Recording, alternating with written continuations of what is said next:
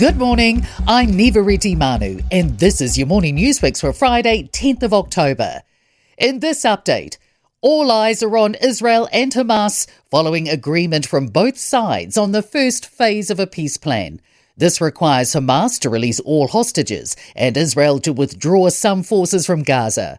Our Foreign Minister Winston Peters has welcomed the news and urges Israel and Hamas to continue working towards a complete resolution. Geopolitical analyst Jeffrey Miller says both sides can be unpredictable, so there's still a chance it could all collapse. The ACC minister's confident the insurer's growing deficit is on track to be brought under control. The schemes recorded a net deficit of $1.5 billion, blowing the total out to $13.8 billion. Minister Scott Simpson told Ryan Bridge the net deficit is still a lot better than last year's $7.2 billion shortfall.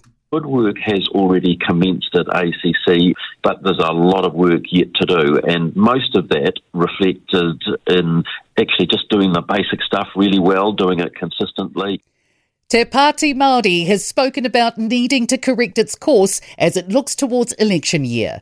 The co-leaders have addressed supporters following numerous issues with the party, including comments from an MP labelled as racist, the demotion of their party whip, and an activist group splitting from Te Pāti Māori. Co-leader Rawiri Waititi says they are focused on the task of making this a one-term government. Swifter action on drug laws could make New Zealand more prepared for looming threats. A Drug Foundation report is calling for an overhaul of the Misuse of Drugs Act, which it calls a colossal failure. It also highlights the risk of synthetic opioids, which have led to epidemics in the United States and Canada.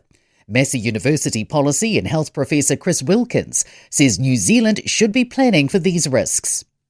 A big moment for child protection as the government learns from the murder of 5-year-old Malachi Shoebecks. A damning report by Dame Karen Portasi reveals major shortfalls by government departments entrusted to take care of the child who suffered fatal abuse from his carer in 2021.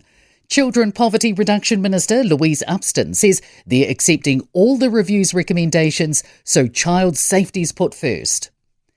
Almost a third of councils are guaranteed a new mayor at tomorrow's local elections.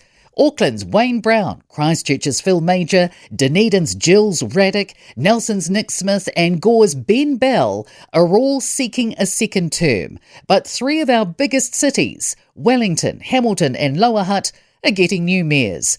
There'll also be a change of leadership in Invercargill, Hastings, New Plymouth and Northland's Kaipara district. And in sport, the first practice for Sunday's Bathurst 1000 has seen New Zealanders Ryan Wood, Matt Payne and Andre Heimgartner sit 1st, 4th and 8th respectively. Silver Ferns Vice-Captain Kelly Jackson has rebuked online tittle-tattle surrounding the dispute between coach Dame Nolene Taurua and Netball New Zealand, with the Constellation Cup series starting a week today against Australia.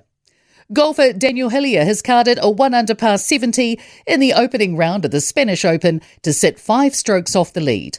I'm Nivareti Manu. That's your latest news fix. We'll be back with the next update at midday from the Newstalk ZB newsroom.